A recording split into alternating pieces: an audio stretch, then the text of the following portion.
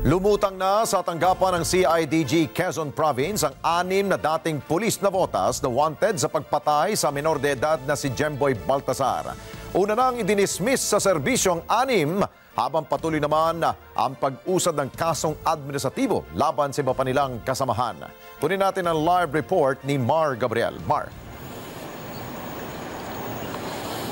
Alex, may kamag-anak daw sa CIDG Quezon ang isa doon sa 6 na pulis kaya minabuti nila na doon sumuko kahapon nung lumabas na yung kanilang warrant of arrest. Handa naman daw silang sagutin at harapin sa korte ang mga akusasyon laban sa kanila. Bandang alas 5 ng hapon kahapon ang sumuko ang 6 na pulis na ito sa tanggapan ng CIDG Quezon Provincial Field Unit sa Camp Guillermo Nakar sa Lucena City.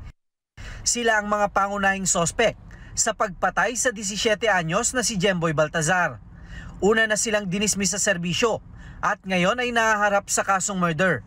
According to the information provided to us, yung isa po doon sa mga accused po ay may malapit pong kaanak. Nakilala po yung isang pulis po natin doon na naka-assign po sa CIDG Provincial Field Unit po sa Lucena, Quezon. So minarapat po nila doon na sumuko.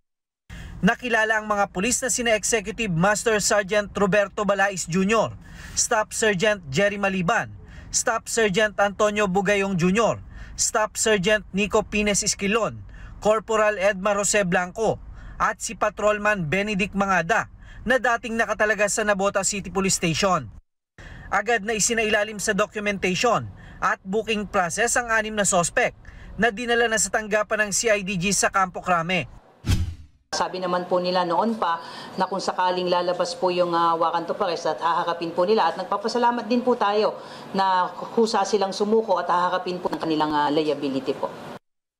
Samantala, naisumiti na ng PNP-IA sa NCRPO ang kanilang rekomendasyon kaugnay naman sa kasong administratibo na isinampa laban sa 23 iba pang pulis na kasama din sa operasyon sa Navotas. Guilty raw sila sa kasong simple neglect of duty, kaya pinasususpindi sila ng 30 hanggang 59 na araw.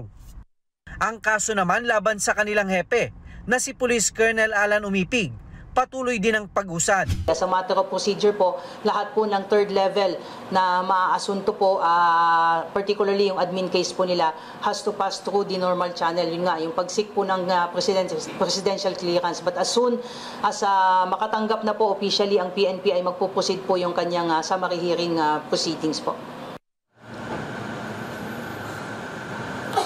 Alex, naibalik na raw ng CIDG doon sa issuing court yung kopya ng warrant of arrest laban dito sa 6 na mga na-dismiss na pulis, no? At hinihintay na lang nila yung commitment order ng korte para malaman kung saan ididetine itong mga suspect habang dinirinig yung kanilang kaso. Alex? Okay, Mar, doon sa 6 na sumuko, batid na ba natin kung sino doon ang mismong bumaril sa bata?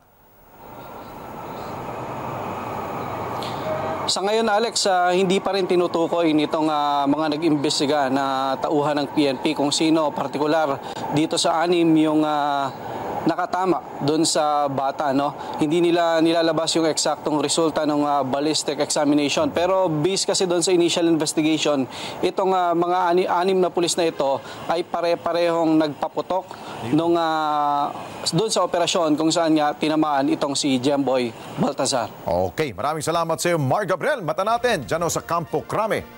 Maraming salamat sa inyo pong pagsubaybay sa Mata ng Agila Primetime. Para malaman ang matatag, matapang at matapat na mga balita, i-follow lamang at mag-subscribe sa @Net25 TV.